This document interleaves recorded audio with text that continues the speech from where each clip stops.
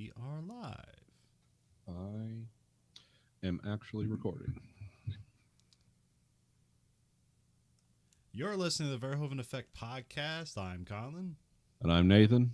And we are currently watching network television because me and Nathan do not watch network television. We are watching the first season of Blacklist, which first aired in 2013. We're watching the second season of Mentalist, which first aired in 2009. And we're watching the second season of Miami Vice, which first aired in 1985. And as always, we start with the Blacklist. We have Season 1, Episode 18, Milton Bobbitt, number 135. Original air date, May 31st, 2014, NBC Monday. Now aware that Tom is not whom he pretends to be, Liz uses a case to distract the team as she investigates her husband's true intentions. Showrunner John Bokenkamp, written by Daniel Vole, Vole, and directed by Stephen A. Adelson. Yeah, this was a weird one where the main title of the story was actually the B story, obviously. Yeah. And he was kind of an interesting guy at first. Well, I think it's a great. Well, I think because there's been a lot of problems since we've had essentially the Tom reveal. There's been a lot of the episodes have been split into two, and they've been less for it. I think this episode they juggled the monster of the week and the overarching Tom story pretty well, because pretty much the villain is kind of all like the what do you call it, the application of his villainous rather than anything that's actually interesting about him. It's how he goes about it. It's really interesting. Like how he gets his victims / assassins is interesting and sad. It is. They have some cool stuff going on. But the way they end his story is just kind of abrupt and weird. But it was cool in the beginning. But well, when he takes his nose off, it's like, oh, this looks like something out of Seven. This is just dark and dirty, and this person's obviously crippled and has a skin disease. And I mean, this is why. This is why I often think of X-Files when I think of the Blacklist, because it's just it doesn't go beyond it doesn't go up to supernatural, but it just goes up to the point though. Yeah, because it's in the back of your mind, it's where's this going? How weird can this guy be? Is he just going to turn into a bat? Or it's no, it never quite goes there. But we start off. Some lady gets in a cab. She's going to LaGuardia, which where is LaGuardia? Is that in DC or something? That's in New York, I think. New York, okay. Yeah, because Fiorello LaGuardia was the mayor at one time. Oh, okay. Back in the Gotham City days of New York, when it was just openly corrupt. Not like now. I don't really know airports. Because there's two in New York, and there's one you never JFK and LaGuardia, I think. Okay, I think JFK is the one you never want to go to. Yeah. The cab driver, then she gets in the car, and the cab driver says, "I'm sorry," and he's starts swerving all over the place, and then he suicides the cab into a back of a trailer, and it blows up. And we have the return of fire special effects, and even though this one it's obvious and not that great, but compared to the previous ones I've used, this is 100 times better. Yeah, they've really kind of upped their game on their plugins and how they make them kind of fit a TV budget. It's this isn't as obviously as bad. This is this car really crashed into that, probably with an air ram, and then it was enhanced with, because this is the classic movie of exploding cars. It's every car that gets into an accident, the fuel cell detonates. There's just dynamite rolling around your gas tank waiting for a chance. I mean, or the guy who we learn later on who is has Alzheimer's or something could have in a fit of clarity rigged his car to explode. That could be, but I doubt it. They might have wrote that in and realized, oh wait, this is a Middle Eastern character. Better not do that. It's oh, of course they made a bomb. Yeah, oh wait, don't do that. And then we cut to we don't know who he is yet, but it's the Milton. Well, I mean, we can pretty much guess it's the Milton Bobbitt character, who, interesting, is really only called Milton Bobbitt towards the end when they pick up on him, because he's called like the Undertaker for like the first half of the show. Yeah, it's like he will assassinate anyone that you want killed, but you don't want it traced back to you. Yeah. Like, that's his speciality. It's not for moral reasons or anything. It's just like, yeah, I'll kill whoever you want me to kill, because this lady was saying goodbye to her kid before she got in the cab. And it's like, whoa, that was dark. But it's yeah, that's his like thing, is like somehow he gets cut out assassins that are never traceable back to the person who did the assassinate or who wanted the person killed. But the Milton, who shreds a picture of Miss Mitchell, that's who got killed. And then he like checks on his mushrooms. Yeah. He just has like a kitchen full of different mushrooms. He makes a smoothie out of mushrooms, which they just look like I don't know, what, portobello mushrooms or whatever. Yeah.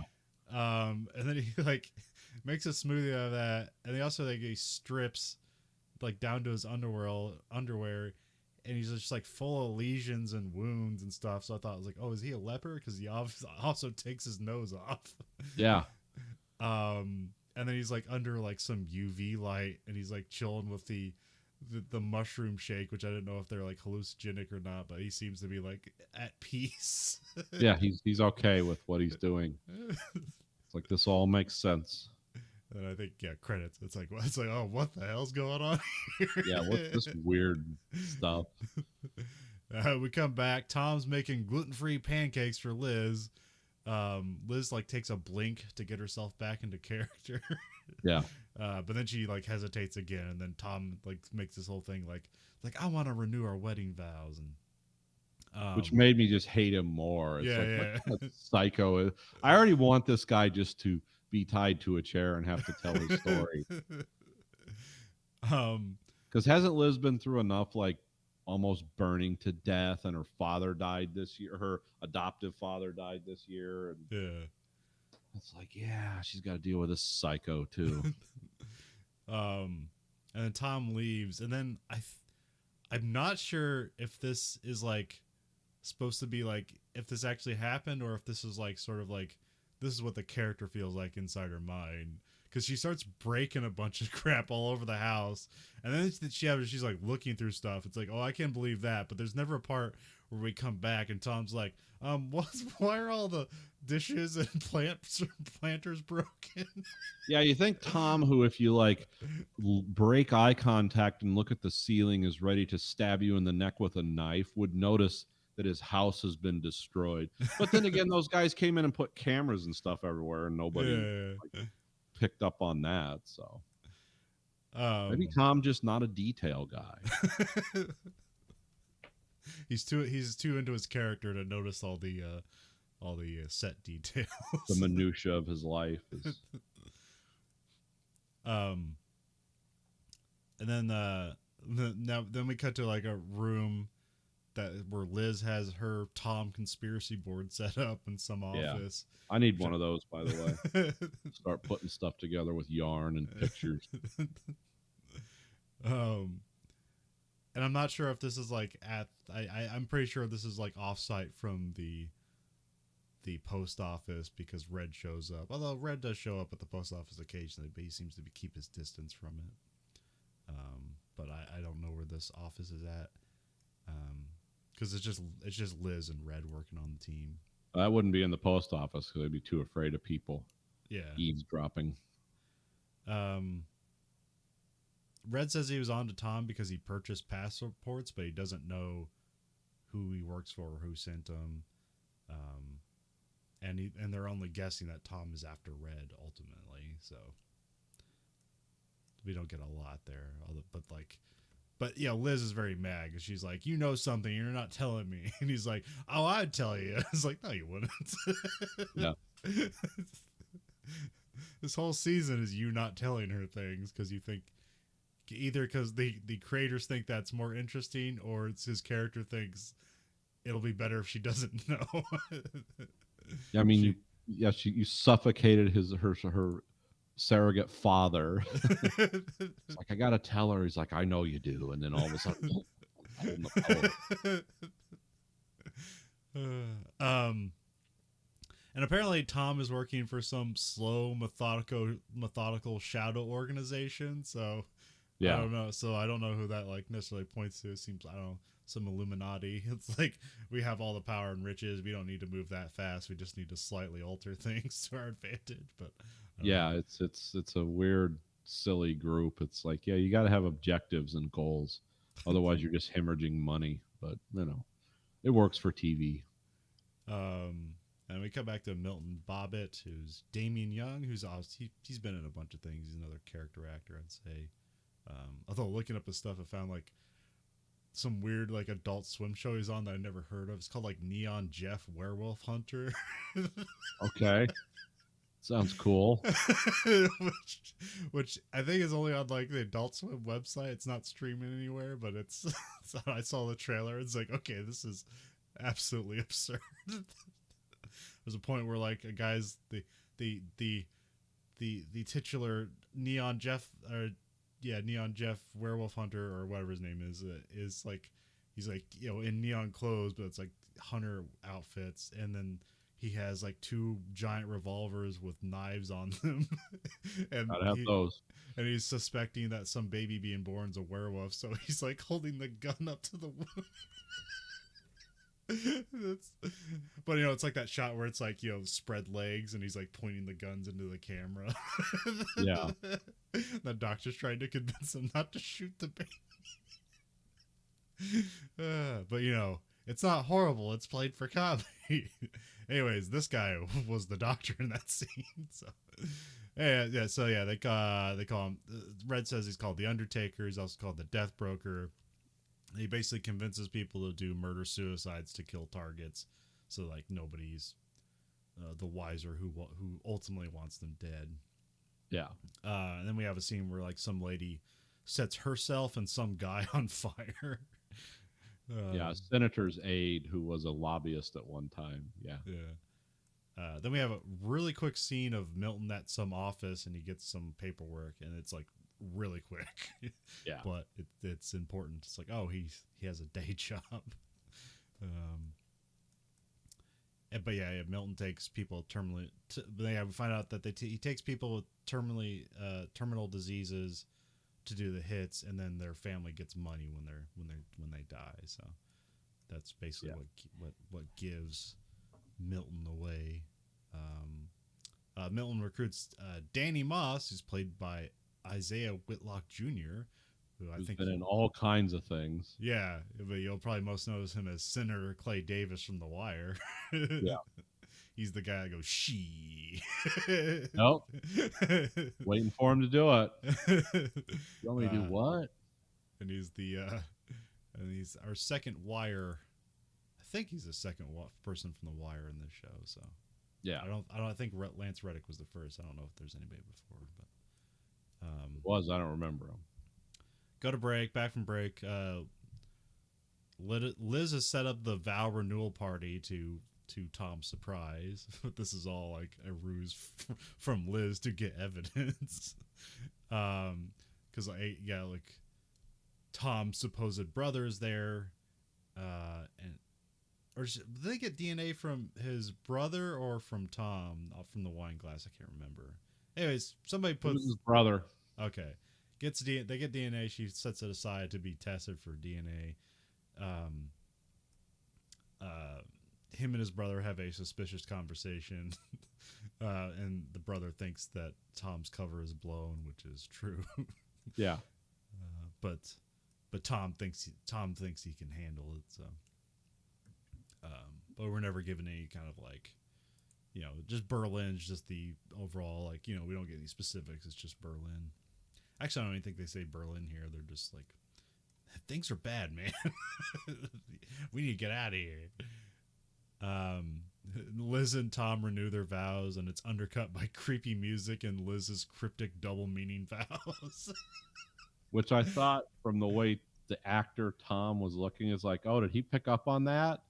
It was like, is this going to be the episode where? But it's like, no, I guess not, or at least it's not mentioned. Yeah, because those are real like weird double entendre vows. And it's like, well, anyone could see through that unless they didn't want to. Yeah, she never says she loves him. She just says like, we're gonna give you in for one hell of a ride. Yep.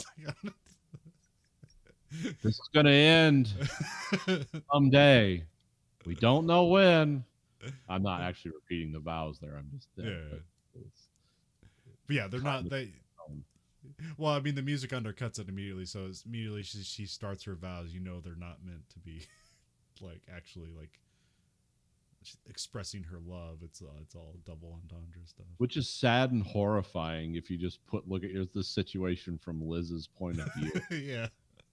Yeah, up until this point, and we're in season 1. It's like, this character has been through absolute hell on every level you could imagine as a person, but she's still holding it together, and everyone is lying to her, by the way. Yeah. Like, she has never known the truth. Yeah, her eventual breakdown she's gonna have is gonna be absolutely justified. So yeah, oh yeah. We have Jolene is on the board and listed as missing, so Red hasn't told her yet that they know. Liz has the Appleman's footage that Red gave to her, and she finds Tom. She's just like going through all the videos, and she finds Tom retrieving a key from inside a lamp, and then Dembe comes by to process the wine glass evidence. Then we're back at the post office, and Aram finds a network of bank accounts that Milton uses to get the money to the people, assassins' families. And this leads to Danny.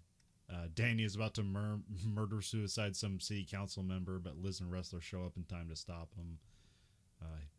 This time it wasn't that dramatic. He was just going to shoot him and then apparently shoot himself, but he doesn't get to. Yeah, what I liked about this is this showed up, because I tried to put myself. Because I was thinking about this whole scenario, and I'm putting myself in the shoes of the soon-to-be departed, who's got to, like, take care of my family. And it's like, yeah, you've got this terrible disease that's ravaging your body. Would you like to die from, like, blunt force trauma in a car fire? Or, better yet, in the second situation, light yourself on fire and kill the other guy. At least this guy's like, man, give me a gun. I ain't doing it. It's like, yeah, okay, this seems more realistic. It's like you could get a guy that's going to do this instead of like, well, I guess I'll burn alive instead of dying from this disease. It's like, whoa.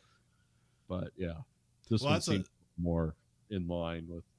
Well, it seemed like the other people seem to have mental problems, which is why it's easier for them to like the police show up and it's like, oh, okay, this is easily excusable as like this person I met. Yeah, that's right. They said the woman had mental problems in addition to like blood cancer or something. Yeah. And you feel for Danny here because he's like, well, I'm gonna die anyway, horribly, so at least my family will be taken care of. And then they're like trying to convince him, it's like, don't do it. And he's like, are you going to help me out? And they can't say no, because that's exactly what they're not going to do. Yes, with the government health insurance we have in this country, we can absolutely help you out. He's like, no, it's like, yeah, it's all you, man. He's like, yeah, you see, free market. And he just puts the gun to the guy's head. That's not what happened. But it is like kind of a point of like, yeah, what can you do for me? Well, nothing. Just for the best. Well, we're gonna put you in jail for attempted murder. You're gonna die in jail. You're gonna get wonderful jail medicine. And then Red goes to Salvador to talk to Vlad, who's some doctor, and Red wants him to run the evidence for DNA on Craig Keene. That's his supposed brother. And there's some weird tension between Red and the DNA doctor, because apparently Red slept with the DNA doctor's wife. Yeah. And Red is like immediately like not apologetic. He's like, she's bad for you. You know that, right? Yeah, just classic Red. Like, you could do a lot better, and I could hook you up with the right person. She's a Danish woman who's cross-eyed, but her gaze is hypnotic if viewed from the correct angle. It's like, the weirdest dialogue I've ever heard. It's like, yeah, because it's almost like he's not being comedic, but he is being comedic because the thing about comedy is like being too specific is funny. So that's what makes his character great is that he's not vague. He has all these weird specificities to everything. Yeah, there's no general principles with Reddington. It's all very precise and jarring.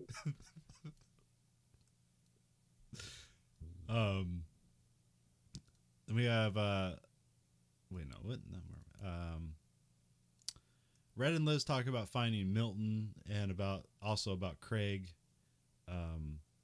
There's a red egg. Like he sets his whiskey next to this red egg. Have no idea if it has any deep significance or not, but it was weird that like you couldn't help but take notice. Yeah, it was filmed in such a way that it's like, yeah, that was. He didn't just put the glass on the table in a wide shot. It was like, no, they filmed that for a reason. So yeah, no idea what that's about. Because finally, Red is hatching a plot through a demonic egg. Liz captures Craig. It's like pops in the room. Hey, Craig, like punches him. He like throws her against the wall, but then she gets the upper hand and handcuffs him. And yeah, it's like one of those fights from the Americans that they had when the spies, like, you know, the 110-pound woman would kick two FBI agents' asses and stuff. It's like one of those fights. It's like, okay, I'm guessing for the show this had to happen, but yeah. And then she has him chained up to like the bathroom sink, and then as she interrogates him, if he says something wrong, he just slams his head into the sink. Which you know, you've hit your head on something porcelain, so you know how that hurts. So I want to get information out of him. Yeah, damage his brain. That's like getting something out of a hard drive with a hammer. It's like, yeah. Well, that's a deathmatch guys. They have an interesting philosophy on things where you need to use household items as things to hurt your opponent with and to draw blood because everybody knows how those things hurt. So, yeah. You know, it's like that's why they use thumbtacks, not necessarily because it's an effective tool to overcome your opponent. It's because everybody stepped on a thumbtack and know how much that sucks. Yeah, not everyone's like taking a sledgehammer to the head or anything. But yeah. Yeah, with me, if you took this desk and took the corner of it right here where the door opens, where I turn to a lot, and just jam somebody's knee into it with a chair, I would probably pass out because I've done that so many times with this desk. I know how much that hurts because I'll turn quickly, roll forward to get into the door, and all of a sudden, bam, it's like, oh, now my knee hurts there's a lingering way. It's like when I stand up, it's going to hurt. So yeah, I get that's actually good. I never thought of it that way before, but now I've learned something. Yeah, they should have an interrogation sequence where they like took somebody's like shoes and socks off, and they're just like stubbing someone's toe and then into a corner of like a desk or something. Yeah. Because I know exactly how much that hurt. I've probably broken my pinky toe like several times and just never. It's probably just healed back in weird ways because every time I stub my toe, it's like, oh God, something broke. There's weird sounds coming out of it. And just, just move on with my day. This hand right here, I was doing something. I forget what. It was something at work, and it was years ago. And I unlatched, because there were cases or something, and I would unlatch them, and they would roll towards you. Well, I don't know what happened. I unlatched it and I forgot what I was doing, and it started rolling, and I went up like this, and my thumb caught it, and it made a sound, and I noticed it was like in a weird position, and so I just kind of took it, rolled it around like this, and it was like pow, and all of a sudden it was like back in the right position. I was like, well, it's only slightly sore now. I don't know what happened. But ever since then, I've been very like, okay, I don't want to do that to my thumb again.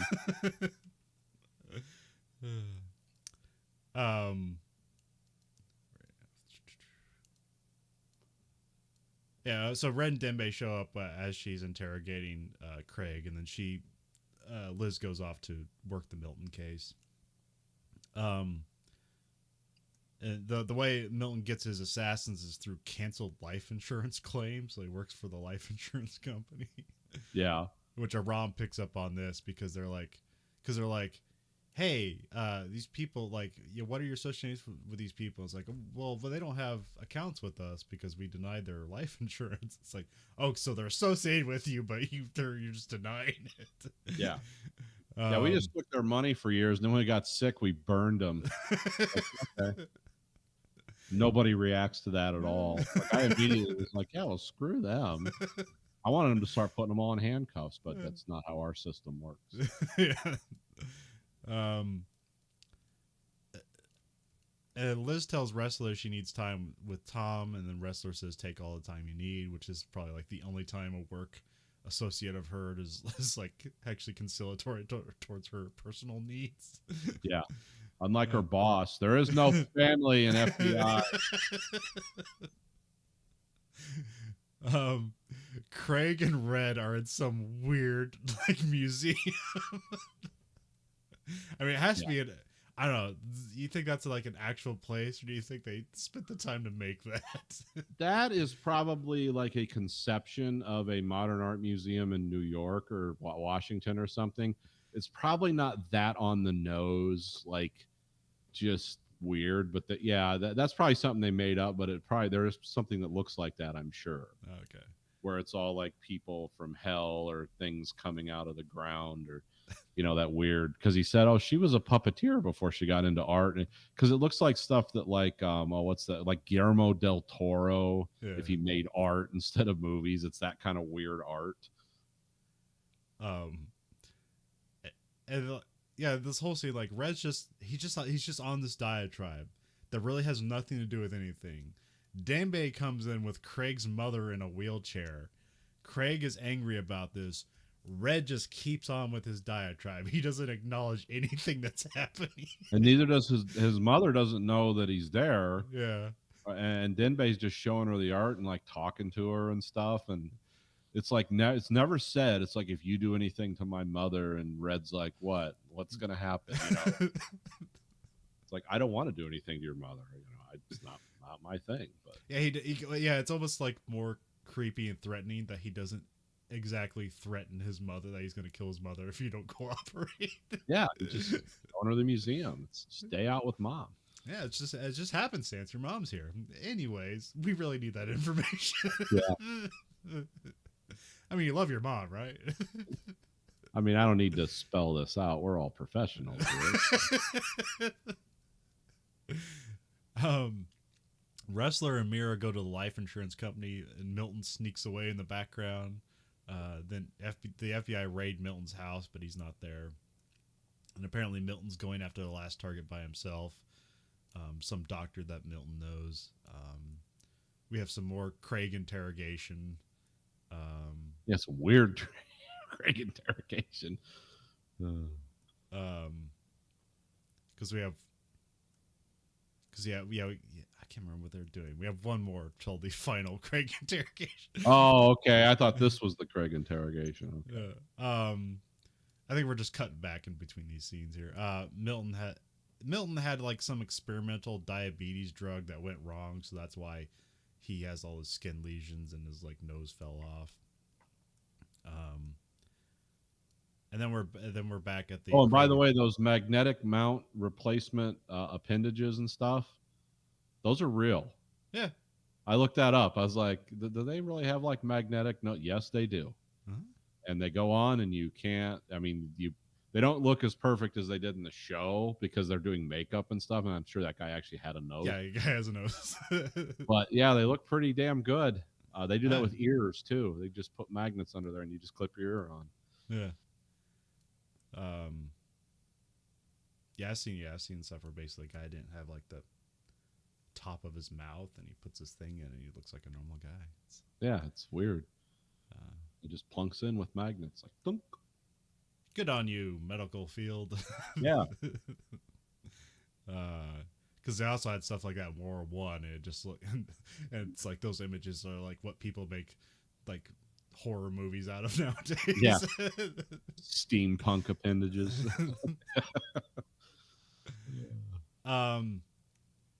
So we're back at the Craig interrogation. Berlin gets brought up, but also talking about like, all right, well, he's not going to talk, so we got to take you somewhere else. to torture you slowly rather than just killing you now once you give us your information. And so Craig jumps to his death rather than give up anything about Berlin. Yeah, which is kind of weird. Which which I wonder if because I know there's like this is like the at least the second time it's probably happened before, but I almost want to keep track of these situations where people rather die than they give up information. And it's like, was it worth it? Yeah, it's like, well, did this pay off? No, they got the information anyway, and they brought down the group, and they would have never had a chance to kill you because they got brought down. But yeah, that always makes it scary and fun.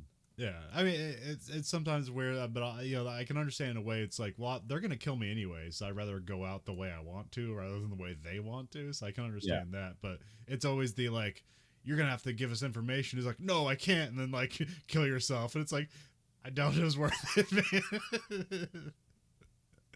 man. Milton holds up the doctor. They're in a cemetery, and he's like holding up the doctor with a gun, but also he's added a suicide vest to the whole thing.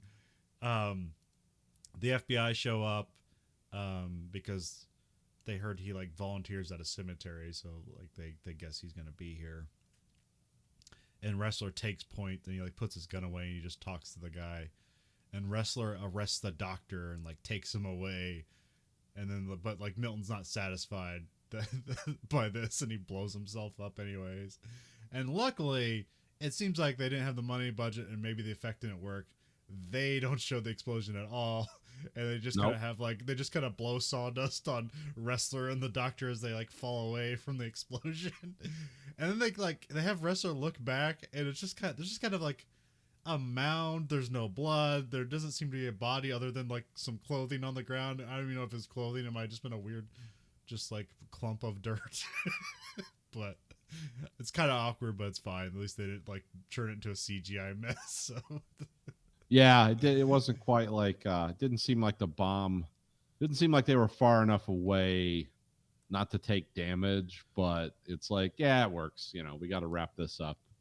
We can't go all Hurt Locker on this, where we show the invisible waves rupturing organs and stuff. Or I was wondering if the disease he has just makes him like evaporate with no blood. Like that's what the bomb does. Yeah, diabetes is screwed up like a stick of dynamite. This guy's smoke. It's really weird. He turned into sawdust. It's like a side effect of diabetes we didn't know about. It was a fun, I heard somebody they're talking about the new Halo show. Remember the first episode where, like, those kids are getting shot with energy weapons and they're basically just exploding? Yeah. And then, like, the rest of the episode, no one's exploding like that. And it's like, well, didn't the drug they take, isn't that, like, some super hydrogen? And it's like, are they blowing up because they took drugs? That's great.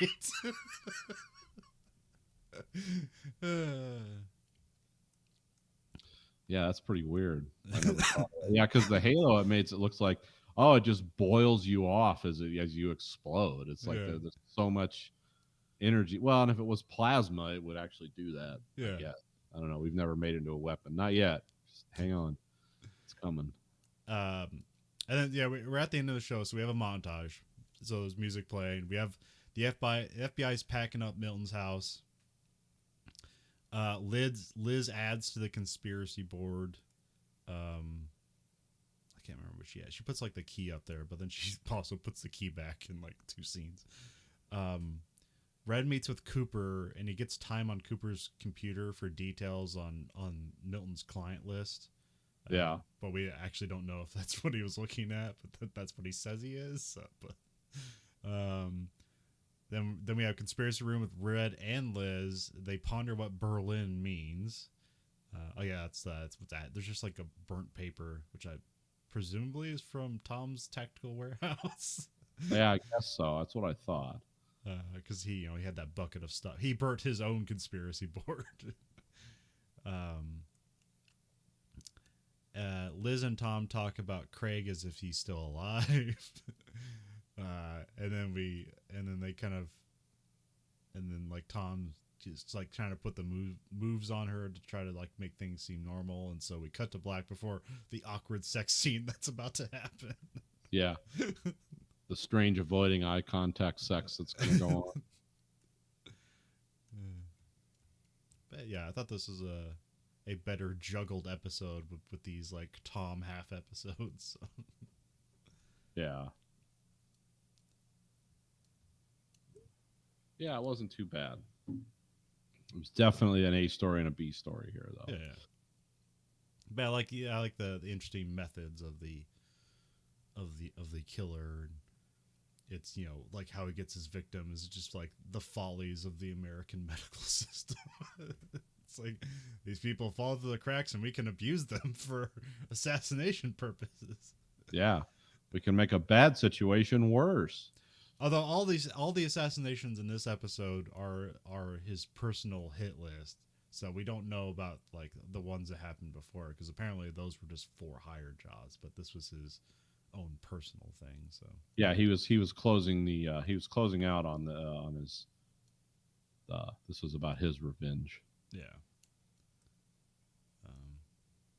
Anyways, for our second show, we have The Mentalist, season 2, episode 18, Angavita Ba, which I guess is I'm not sure if I think it's Shoshone is the tribe in this. It means like Red River.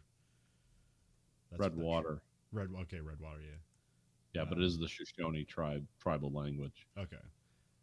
April 8th, 2010, CBS Thursday. Patrick is forced to turn to a woman with amnesia to help solve a murder case on an Indian reservation, while Special Agent Hightower delivers an ultimatum to Rigsby and Van Pelt about their personal relationship. Showrunner Bruno Heller, written by Tom Signori and Erica Green Swafford, and directed by Stephen Gyllenhaal. Jake Gyllenhaal's father. No, he really is. Oh, he is? Okay. I thought I was looking it up, but I didn't see any relation. So, okay. Yeah. Oh, just a Hollywood full of Gyllenhaals. Oh, yeah. Never heard the name of my life, and then suddenly there's 3 of them. Yep, that's how it works.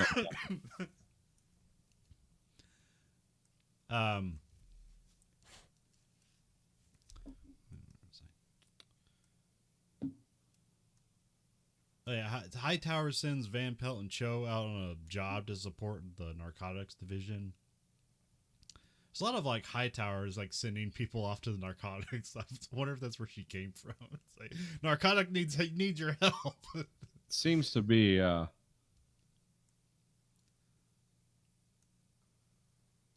Hightower undermining the team again all this episode.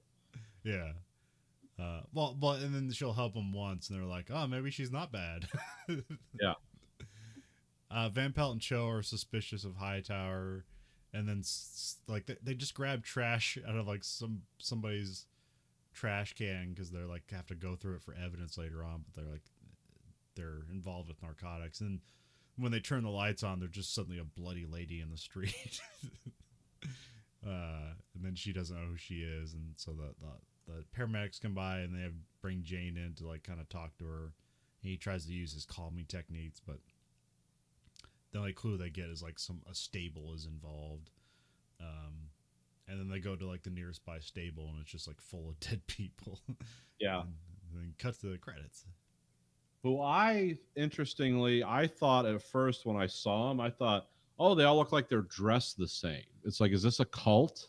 Yeah. That's what I thought at first. Is like, oh, is this like one of those like women's sex cults like that like really exist here, like the Nexium people or something? But that is just totally me misinterpreting it. But yeah. Well, yeah, if you didn't read the episode description, you wouldn't know like this would be like this is going to involve an Indian reservation. Yeah, I had no idea until we started meeting like Native American characters, and it's like. The lady got grazed by a bullet to the head, so yeah, we have an amnesia episode. Yeah. And I wrote down: is the lady going to be the killer, and she shot herself as a way to get a get out of jail free card? Yeah, I was very suspicious of her because amnesia's like claims are always in murder mysteries and stuff. It's like it's half the time it's a misdirect. Yeah. This case, there's a meeting with Hightower, and she puts an ultimatum on Van Pelt and Rigsby that either they end their relationship or somebody has to transfer to another unit. Lisbon gets put in her place again. Yeah. Then I forget we get this. They're talking to somebody, but we find out like 2 were killed up close, and then 2 were killed from a distance. So this is where like, okay, my theory that she's the shooter is out. Yeah. Because I don't know. And then, yeah, one of the victims is a Native American. So then they look through his record. He has like a juvie record and stuff. And, so they go to his parole officer because he doesn't have any family, so his only person on his contact list is this parole officer. So go and talk to her. It's Miss Brenton. She's from the Shoshone Tribe Reservation, or related with it. Jane makes some like mildly insulting stuff to Brenton's, like saying like, "Oh, you have like a New York accent and some other stuff," and she's like, "Yeah, I'll take time to figure out who we are." Yeah, because she was like, she identified herself as like a part of that tribe, and yeah, he's like, "Oh, that's interesting, like a Native American with like a Manhattan vibe to her accent and stuff." Yeah, he was immediately like really dismissive of her as like one of these people that like, "Oh, you're just claiming that, but it's not really who you are. It's just what you look like." And it's like, which usually Jane does that to insult people to see like if they're like going to be further involved in the case. It's like, is it you? Yeah. And then that's like he gauges their reaction. But he used to just like do that with like the aggrieved, like, "Oh, my husband's dead." It's like, "Yeah, but you're a horrible person, right?" You're like, "What?" Now he's just kind of doing it with everybody. Yeah, I see you're upset about that. Of course, you were banging the neighbor, so it's like, yeah, it was always that. And now it's just like in casual conversation, just like insulting people's identities and beliefs, and it's like, yeah, that's convenient, It's like, whoa. So but Jane's a dark person, he's not fun. So yeah, they're gonna have to go to the reservation and interview people, and then Britain insists on going with them so they can actually get info out of people, because they're not going to talk to any outsiders. Because they're just going to see you as foreigners. It's like, yeah. Oh. And then you have Cho and Rigsby checking the trails, because 2 of the people that were killed were just like hiking a trail. Yeah. Apparently they're hiking the Morning Star Trail, which is supposedly not popular, or maybe avoided for reasons. But we find out. Well, actually, it's actually like they screw up. Like they don't follow the trail right and accidentally fall into. But Van Pelt stays with the Jane Doe at the hospital, just try to try to help her remember things, and then try also console her because she's very distressed right now. So like so I guess a cop hanging around with her make her feel better than nobody hanging around with her. Yeah. Cho and Rigsby discuss the Van Pelt situation. It's very black and white for Cho. He's like, "Do you love her?" Yeah. It's like, "Well, then leave your job." That's more important, right? Yeah, it's like, yeah, because he's like saying, it's like, "Oh, this is so hard," and Cho's like, "No, it isn't." pretty straightforward. Yeah, it's just the classic Cho. Lisbon, Jane, and Britton interview a council member on the reservation. He just says no for every answer. Yeah.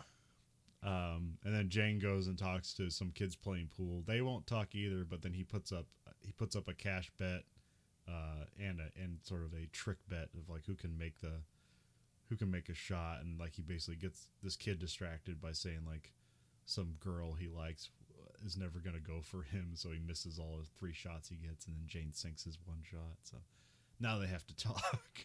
Yeah. And they find out Leonard, who's like one of them that was killed in the beginning. Like he had money, and because like his regular job, he works at a souvenir shop. They're like, yeah, there's no way he's making a bunch of money from that souvenir shop. So they're like, he's got to be doing something sketchy in the woods, which is presumably farm, because immediately in the next scene, Rigsby and Cho find a weed farm. And then they get shot at, and then we cut to break. Come back from break, and they move in on the shooter, but the shooter runs away, and they leave a gun. Another shooter in a crime show has a fully automatic weapon. On the reservation, it's like, Yeah. got a machinist on there who can do some work.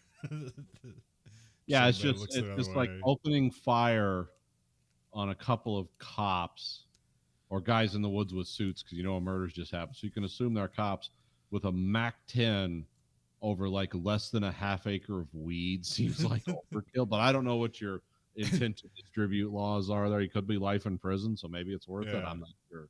It's also California, so you figured they'd be lax about those things, but I don't know. Yeah.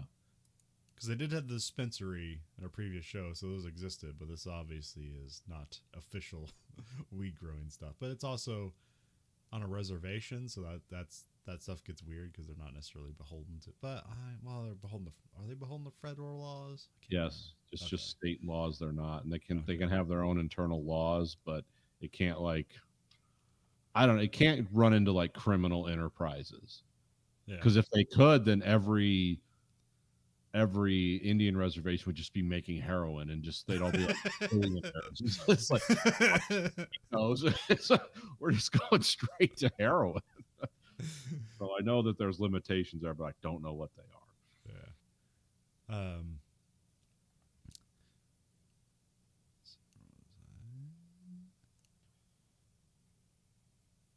Then we have Hightower's in on a team meeting, and she kind of scatters the team efficiently. And I was wondering if this was going to be a misstep from her. That's like, see, you don't know what you're doing, but it seemed to be okay. Jane interviews Leonard's girlfriend. She thinks he was into something bad, but doesn't know what.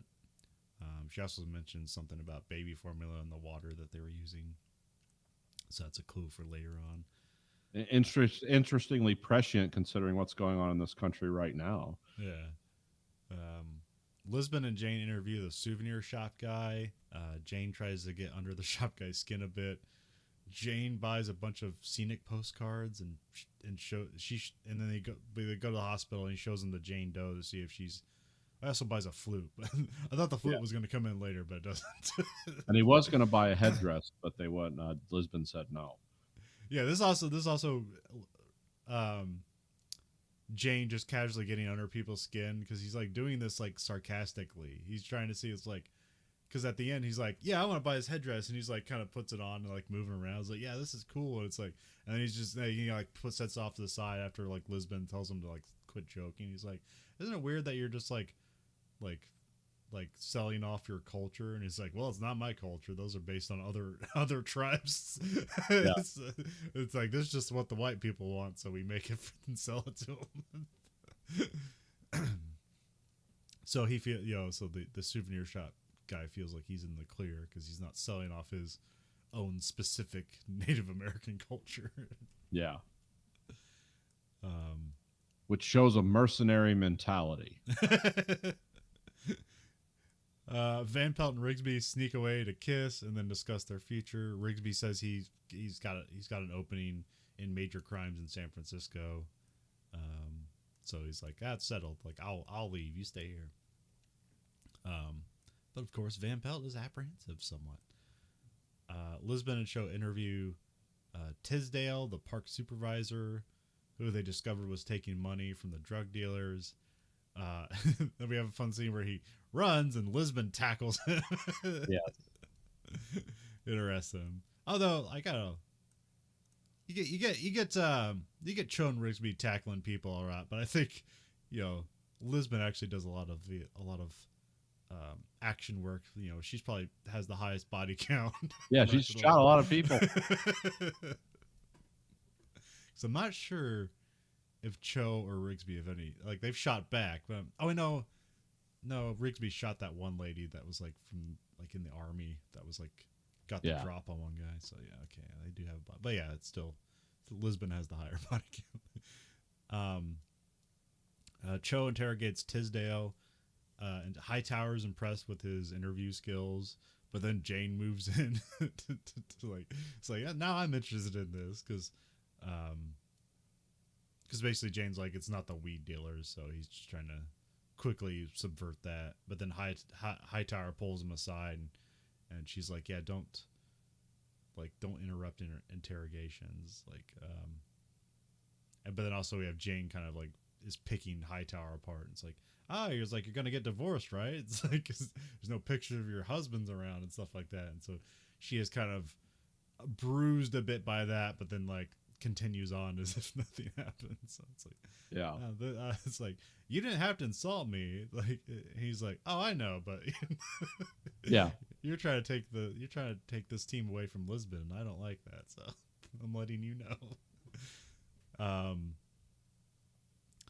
Jane gets Van Pelt in on a ruse to bring the Jane Doe to the Leonard funeral to see if it jogs her memory, but he does it like on the side because obviously this is not a stunt that the CBI wants to pull. Yeah. There's also I made another guess. Is the killer going to be Brenton? Because she was like the last main character in this episode, and now she's gone from it. It's not her, but the councilman gives a speech at the funeral. Jane puts Jane Doe up in front to see if it'll help the case, and he's like, "It's like, does anybody recognize this woman?" And it's actually kind of a thing he's been doing like the whole season, where he like points in one direction and sees how people like look at it to determine if anybody's guilty. But nobody says they recognize the woman. And then Jane points at the councilman, but then Jane says he must be mistaken. And then Jane Doe starts laughing. And she's saying, like, I see it. And then we cut to commercial break. And then she starts recalling some stuff, but like always so much. The only clue they get is like there's something left on the shore. Yeah. So then they like, and then Lisbon shows up to like try to stop this whole shenanigans, all the Jane shenanigans, so they won't get in as much trouble. But then so Van Pelt takes Jane Doe away, but then Jane and Lisbon, he grabs a cup, which we don't know what it's meant for. Apparently Jane does. And they go and like wait on the shore because he says like, yeah, the killer, now they think that there's evidence left on the shore, so we just gotta go way over there and wait for it. So they go and wait. There's also Cho shows up at some point. And Jane and Lisbon argue about his methods, and you know that Hightower is a threat, so he can't he can't do all his shenanigans that are gonna like get them in trouble anymore or cause attention that they don't need. Yeah. And they go to a spot waiting for the killer, and it's Willis, the souvenir guy. He's around looking for evidence. He's like, yeah, I just found this here. You guys will need this. And he's like trying to play innocent, but that doesn't work. And then Jane suspects Willis is illegally dumping waste in the lake, which I don't necessarily. I guess it's just the baby formula is why he picked up on that. Yeah, I had to think back. It's like, now how the hell would he know? But then it's like, oh yeah, that's because Leonard spent like an absurd amount of money on this special baby formula because the baby was getting like hives or something, or a rash from the water, so he got like a special one. So that's where Jane has a clue, like, oh, the water's bad.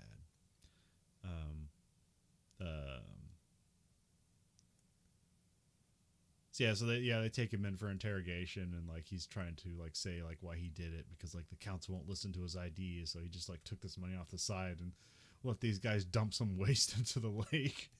Yeah. But he says he's really sorry, and then Jane like sarcastically goes, well, that's okay, as long as you're sorry, we'll just let you go. Yeah, you're free to go. Sorry, you just killed 3 people, tried to kill 4. Then we find out that the Jane Doe is Camille Dillon. She's some like internet journalist, but she also taught Leonard while he was in juvie, so that's why they know each other. So Leonard was feeling guilty about the waste dumping stuff, so he brought her in to try to like reveal it. And so yeah, Willis was making too much money, so he had to cover it up. And then we have Van Pelt breaks up with Rigsby in order to keep the team together. Yeah. So it's weird.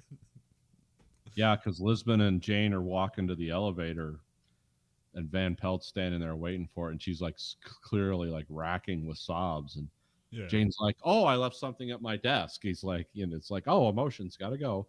Yeah. He can't get an elevator with a weeping Van Pelt. Yeah, it's like so. Oh wow, yeah, it's just more on the Jane character. It's like, Yep. I can't handle this, man. What feelings without any deception or ulterior motive? Nope, nope, that's real. I'm done. But also Like we I have can't manipulate that. and a little bit before that we have Hightower slightly approved of Lisbon's and Jane's methods, where it's like, because at first she's like, that councilman, he's gonna put in like a report, like he's gonna like, make us look bad, and she's like, yeah, I know. It's like it's Jane. She's like, and then she's like, well, did anybody get killed or did get harmed? And she's like, no. It's like, well, screw them. Like, Yeah. we're just solving three murders. It's actually like, yeah, that's like realistic. Yeah. So that's one of those things, they're juggling with Hightower right now, where it's like, is she on her side or not? But we'll see. Yeah. A fine episode. Yeah, it's fine. A little offbeat, but it was fine. Yeah. Yeah, we still got like 6 episodes left, so there's really no need to rush to whatever season ender they're getting to. So they're kind of just having their and it's somewhat interesting that like it was waste dumping that like someone was getting money from, and then like 3 people had to die because of it. Yeah, waste dumping on a Native American reservation, which those are already the saddest places in the world. Yeah. And then it's like, oh yeah, just go ahead and dump waste into the water that all these people drink from and use and fish from. And it's like, is it the evil outsiders do it? No, it's one of your own people. It's like, wow, it's just sad upon sad. And for our third show, I wonder if was that Gomorrah? I can't remember that where the Italian mobsters like find places to dump waste illegally. I wonder when that came out. It was maybe it was around the same time. Yeah, it could be. But for our third show, we have Miami Vice Season 2, Episode 18, French Twist. Original air date February 21st, 1986, NBC Friday. When a known terrorist comes to Miami, the team tries to find him, and an Interpol operative comes to assist them. Crockett is taken with her, but Tubbs thinks something's odd about her. Showrunner Michael Mann, written by Jaron Summers, and directed by David Jackson. I don't know if I just like had a weird time watching this, whereas like I kind of had to take a bunch of breaks in between, but it feels like if the bullet points of this episode makes it seem like it works, but I felt like just things happened and then the episode was over. It wasn't. I'm not going to say it was the most coherent episode of Miami Vice. This is kind of, again, how I hinted at this direction it's going to start to take from season 1 into season 2 on, where it becomes more like this dark, blurry international crime, deep government corruption and all that. This is kind of like just tapping on the door of that. Yeah. Because they have an Interpol agent, who's of course a beautiful French woman, who's there to help them catch this. What's his name? Bandy. Yeah. Yeah, Bandy. This like international criminal, like assassin guy who's like he steals medical grade morphine, and he wants to sell it for money. And it's like, this seems kind of weird. They sort of tie it up in the last 10 minutes of like what's really going on here. Yeah. But the way to get from here to there is kind of stupid. Yeah. And it's like, oh, well, this lady's obviously her name's Danielle Ayer, and she's obviously like not who she is who she says she is, but she's also not. And and there's also a controller back in France who's always talking to her on the phone in French, and like you can just tell by this guy's demeanor, and it's like, yeah, there's something here that's not right. Yeah. And it is kind of cool how they wrap it up, but how getting there is dumb. And it doesn't really like take you into the story, and then it's like, okay, this is it, it's over, this is what was going on, you should have known it all the time. We start off, there's a delivery driver talking with some sketchy doctor or nurse, Yeah. The guy in scrubs stabs the driver and takes off with a van. There's a lady, Cindy. She catches the crime in a photo. Yep. She's some teenager with her boyfriend who's a skateboard guy with his arm and leg in a cast. That's why he's at the hospital Yeah. in a wheelchair. And she's taking pictures of him, but happens to, in the background, get a picture of this guy stabbing this doctor to death with a stabbing this delivery guy Yeah. to death dressed as a doctor, with dressed as a doctor like a cartoon version of a doctor, right? Like I think he had that. Did he have the thing on his head with the mirror on it? I don't remember. No, I think he just had like a mask on his face and sort of the bandana to hold your hair back, and then like Okay. the green scrubs. Yeah, he seemed kind of like, no, I'm the doctor. I can sign for the morphine. The driver's like, no, you can't. And then he's just like, oh, okay. And then you just kind of pulls away from the shot, and he's just taking a knife to this guy and driving away with this truck full of morphine. I think the probably the big one of the. Well, I think actually the scene is the biggest problem. It's like one, Cindy gets like just dropped away from the midpoint of like the episode and is no longer important to it. So it's like, why did we do that? Also, Bandy's character doesn't make any sense. It doesn't. He's like, he's this impossible terrorist. He can't be stopped. He's like, well, why is he so stupid? Yeah. He's like, he's both stupid and very competent at his job at the same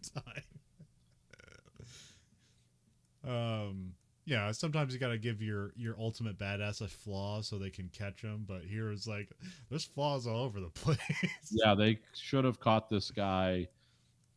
Because here's the thing: it's mainly this is a triangular story between Crockett, Tubbs, and Inspector Danielle here, or however. We'll just call her Danielle. Yeah. And there's apparently, there's this triangle of like nobody really likes her. But Crockett seems to be like, this is a tough nut to crack. I'm going to keep working my charm on her. And Tubbs is like, yeah, I'm going to like spy on her and plant felony bugs in her hotel room. And I'm going to do all kinds of things off the books. Like Castillo's not going to know about it. And so it's like, yeah, I don't trust her. I'm going to work her from this angle. Crockett's going to like try to sleep with her, which he succeeds.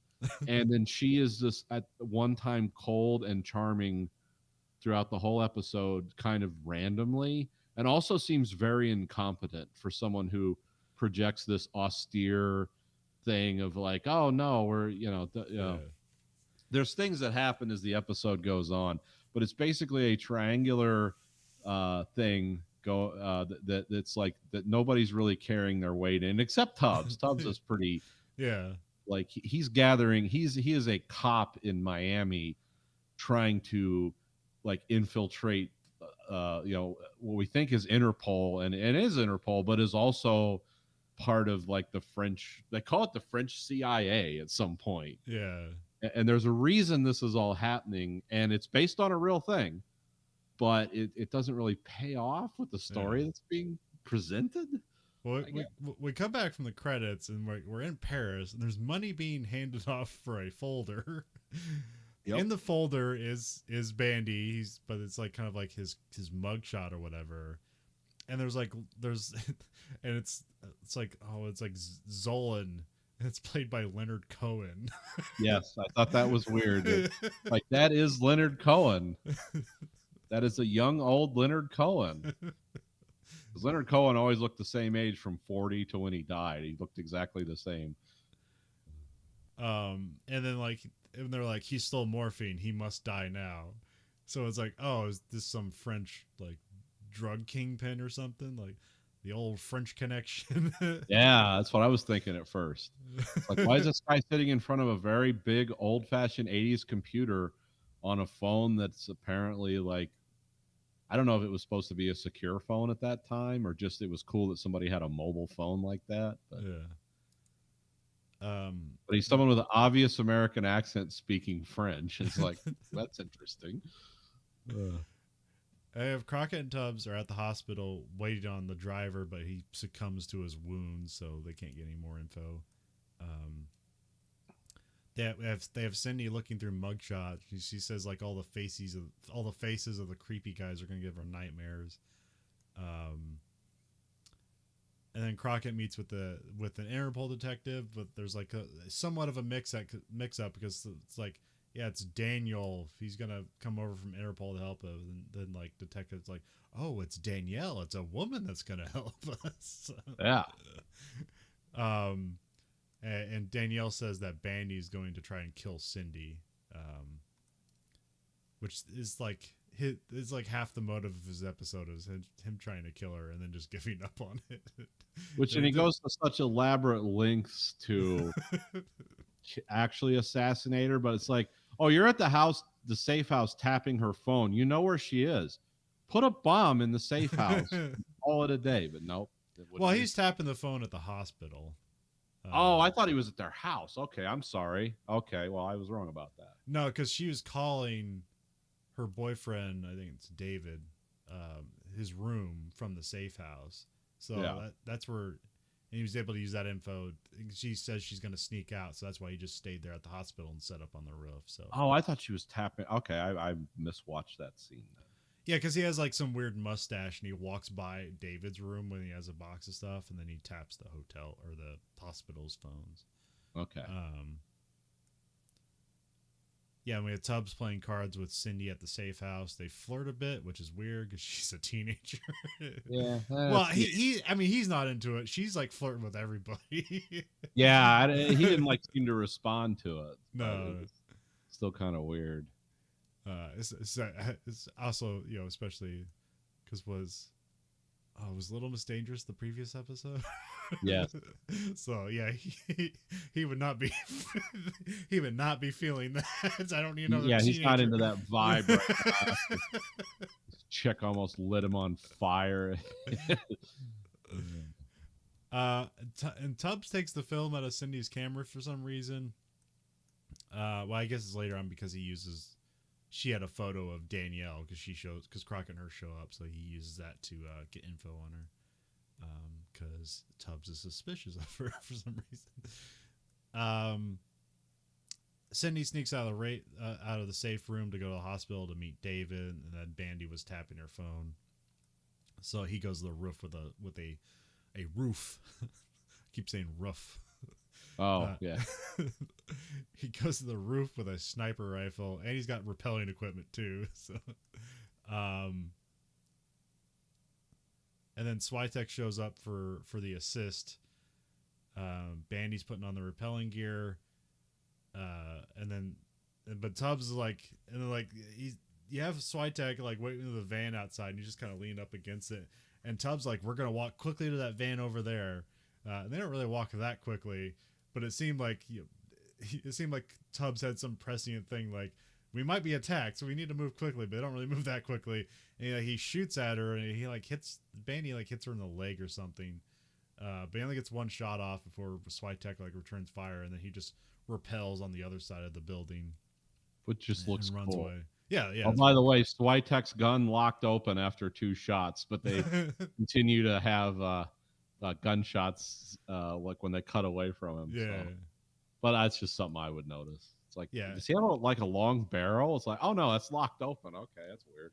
Which is something like sometimes I used to get like you'd see like the slide locks back. It's like, okay, they're out of ammo, and the next thing they're not, and then you realize no, when they shoot these scenes, it's like they only put enough bullets in the gun for how many needed to be fired, and so yeah, the gun's going to lock back, and then they're going to do another scene. They're going to pretend like, yeah, because like they do it for safety reasons. So. Yeah, you don't just want the guy blazing away, even with bullets. It's dangerous, as we learned from The Crow. It's dangerous. And Rust. well, that was actually a bullet, but yeah. I did find they have interesting stuff now where. I guess like on that Rust set it was different because it was a revolver, but they have stuff now where they put plugs in the gun, and then like they use blanks, but then because there's a plug in the gun, there's not like they're not expelling stuff out of the end of the barrel, and then you just have to put in flashes later on with CG, but they are real guns firing blanks. Yeah. Because like I don't know, there's some stuff I watched before. Like you watch John Woo stuff and like they do slow motion stuff. It's like here's this up close shot of this guy shooting blanks, and he's like if you look at it, he's actually like angling the guns away from the guy's like stomach when he fires. Yeah. But you're like, it's like, oh, that guy almost died because he wasn't wearing any kind of like protective stuff on him. And that wad could have just like went into his stomach. Oh yeah. But yeah, there's reasons they don't do that stuff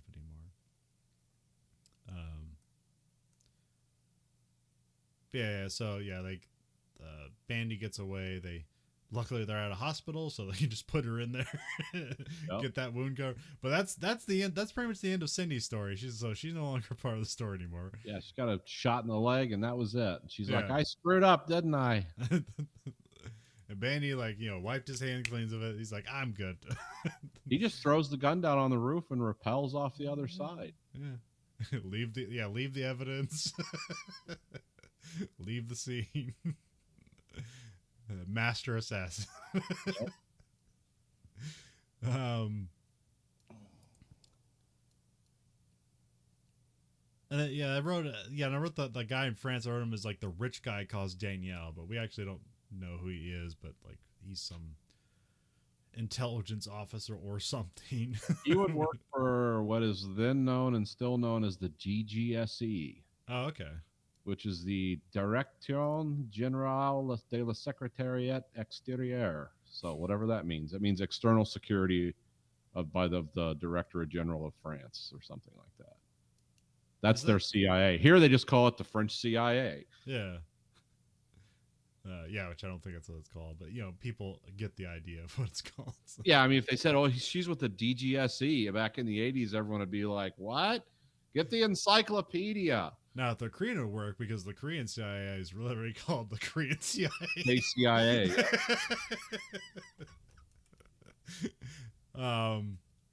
Keeping the light in the promised land, or they have some weird slogan like that in Korean. I guess it means something. Or protecting the sunlit land from the darkness or something, which is North Korea. That's the darkness. Now, I think that is that French Special Forces? I remember it's from Counter-Strike. They have you have different SWAT. Yeah, that's DGSE also. Okay. Well, I thought it was one called like GIGN or something like that. Yeah, that's the internal security. Okay. That's gendarme, internal. So I don't know. I don't speak French. Okay. Yeah, it means police internal security is how. Okay. Because gendarme is their police. But we had the rich guy calls Danielle, so I was like, is she like an assassin for hire? But because I thought this was still like a drug thing, but it's not. No. Castillo gets a report on Bandy's location. Danielle says it might be a trap, and so they go to the room, and Switek and Crockett are taking the room, and Switek trips a bomb, but they have time to run out. It's just a hand grenade with like a 15-second timer on it. Wouldn't you use the ones that go off right away for a trap? But maybe that's all you could get. Yeah. And then we come back to like Daniel's like she's like in like this sequin dress, and she's like setting up a deal, and I'm not sure if it was like real or was part of a bust. It turns out she just got info from France who this guy would sell morphine to. So yeah. Zolan, the Paris guy, he's played by Leonard Cohen. Crockett wants Trudy to run Danielle as a criminal rather than as a cop, because she like showed up like, yeah, she's with Interpol, and he wanted to see what happens. And then we have Crockett intimidate some morphine buyers in order to try and get Bandy. So that now they got the morphine buyers like at the station setting up a call with Bandy. Bandy calls the buyers, and there's like a knock at Bandy's like hotel door, and it's like some staff saying that Tubbs is looking for him, and so he kills the hotel staff and just like strangles him or something. And then Tubbs is like sneaking in, and he comes upon the dead body, but he also hears like Crockett yelling on the phone that was left off the hook. So yeah, Tubbs was going completely solo on this. Also, I think we come back from commercial, and Tubbs is awkwardly confronting Danielle in a tub. Yeah. A weird like 80s cocaine inspired bathroom. Yeah. Like has a big face of like a geisha woman, but it's like 5 feet tall and it's up and it's like, oh, this is the big 80s. It's like, boy, the Interpol really springs for nice hotels too. God, this is like a luxury hotel room with multiple rooms and big geisha head hot tub. And I think I probably I think somewhere between this Crockett and Danielle like have sex. Yes, passionate, sweaty French sex with no shaved armpits on either side. But yeah, so like they get the stuff back from running Danielle through the criminal database. And apparently, she's wandered for terrorism in like New Zealand, and she's some sort of French spy. Now this is interesting because that really happened. That's true. Okay. There was a French security operation because the French in the 70s were doing nuclear tests. And they were in New Zealand because that's where they were basing out of there to do underwater nuclear tests, and Greenpeace kept getting in the way, so they sent basically, we'll just say the French CIA put bombs on the boat, and they got caught, and 2 or 3 people from Greenpeace got killed. Huh. And because these people came into New Zealand on their actual passports for some reason and just left the next day, the New Zealand police, it didn't take a rocket scientist to figure out, wait a minute, I wonder who did this. So yeah, that was actually based on something real. Huh. But that's when you find out that like Danielle and the other guy, it's like, oh, they're like he's a rogue operative for so the French secret police or whatever. And yeah, so they want Bandy dead so he doesn't tell secrets. But the whole time they've been telling us they want him dead because of the morphine, which isn't true. So yeah, they're not that much against morphine. Where it's like, kill if anyone steals morphine, kill them. This is the French way. It's like, yeah, that's not actually what's going on. So that's like kind of why the episode doesn't work so much. Is like you just intentionally lied to the audience to misdirect them. And it was a weird misdirect. Because it's cool that she's like about morphine. Yeah. Because like the idea of like, oh, she's this Interpol agent, but that's a cover because she's actually a French spy is kind of interesting. Yeah. What they use it for is stupid. Yeah, like I said, it's based on real stuff. It's kind of interesting. Of course, that was a well-known story around the world at that time, but it's like, yeah, let's tie it into that. Because you don't usually think of French people as the bad guys. And it's like, oh, yeah, that's they're actually basing this on real stuff. But yeah, the way it's just dumb. Like I said at the beginning of the episode, it's cool concept, dumb way to get there. We have a buy going on, so Vice is staking out the deal. Like, Gina's disguised as a homeless person, but she looks like she's in like some sort of like 80s like punk band. Yeah, she had a weird. Like, is she an extra in the Michael Jackson video as one of the zombies? Thriller. No, it wasn't that.